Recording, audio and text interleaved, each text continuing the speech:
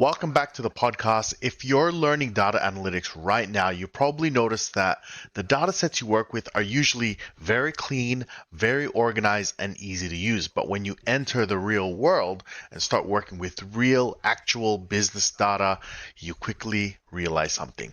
Data is incredibly messy. The solutions we build can easily turn into bottomless pits of maintenance work. So let's talk about it.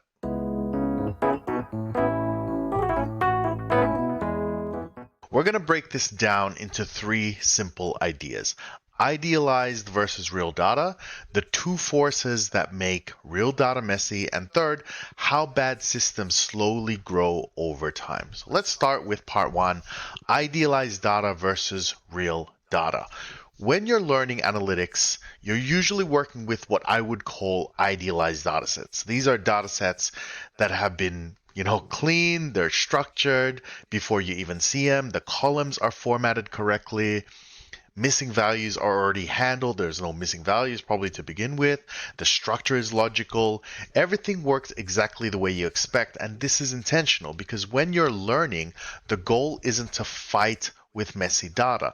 The goal is to learn the tools and the concepts. So universities and tutorials give you perfect data environments, but in real businesses, it's nothing like that. In fact, the opposite is usually true, which is why if you're a student on my Jellyman Education website and you're learning Tableau, for example, you'll find the datasets are pretty easy to use because when we start learning Tableau Prep, things really start to get messy because now we're kind of getting into data cleansing, data preparation. So it's kind of preparing you to go from, yes, we're learning the software to now, how do you deal with the real data? And these data sets have a lot of issues and we as analysts need to fix them.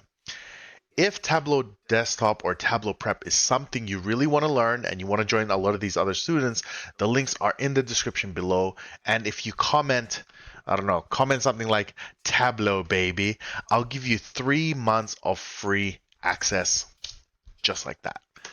This brings us to part two, the two forces that mess up data.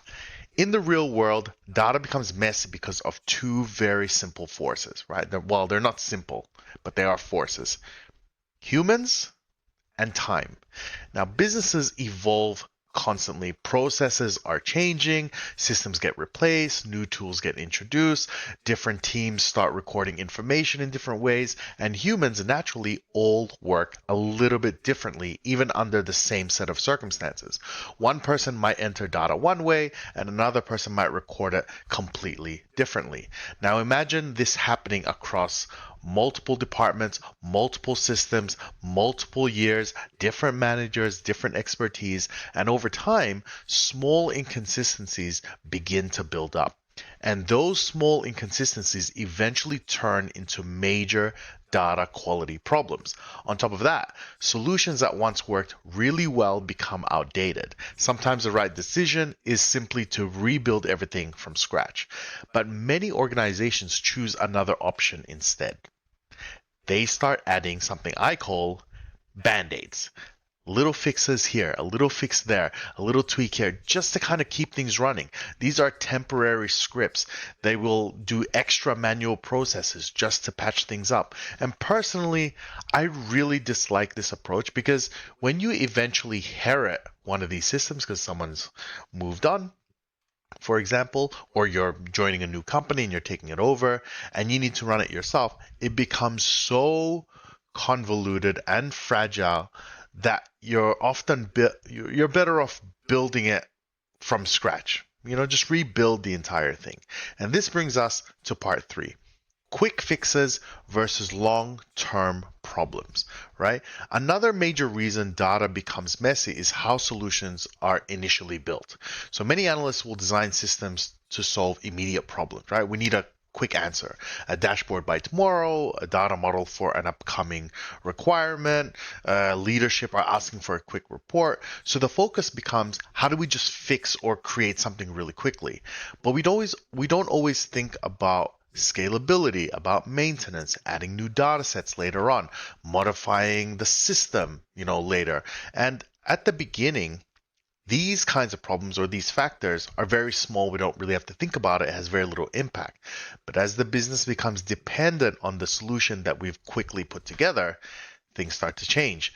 The system grows, the logic becomes more complex, more scripts are added, more processes are dependent on it, and eventually the cost of just stopping it and rebuilding becomes very high, very extensive, could take you months, even years to actually replace it. I've seen this happen firsthand. I've been part of projects where this has happened to me. I've seen it.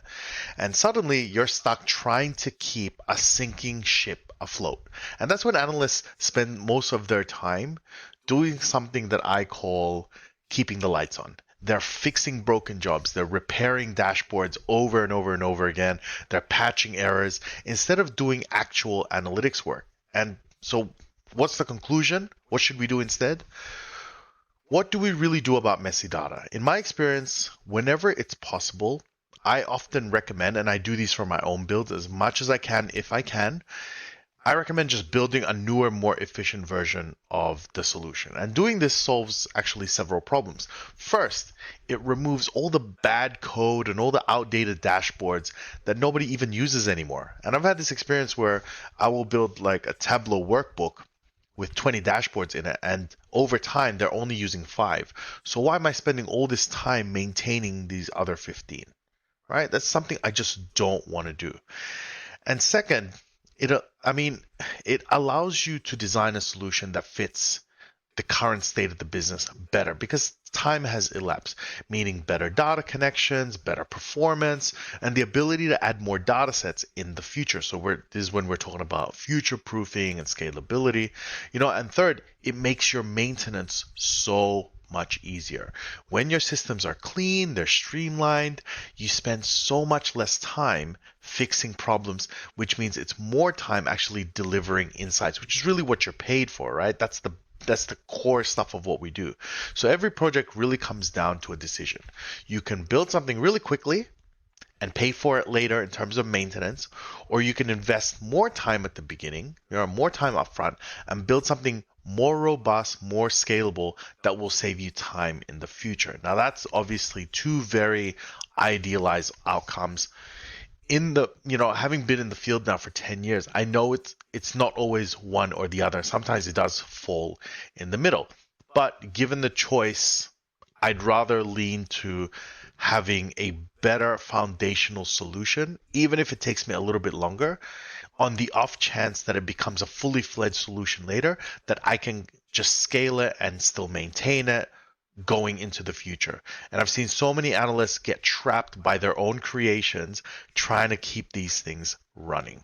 And that's it for this episode. I'd love to hear what you guys think about this topic and what your experience has been with messy data in organizations you've worked in.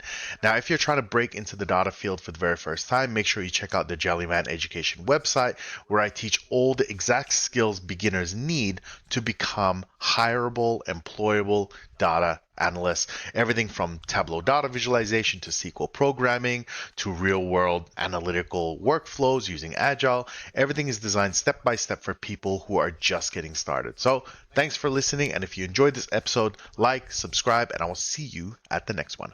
Bye.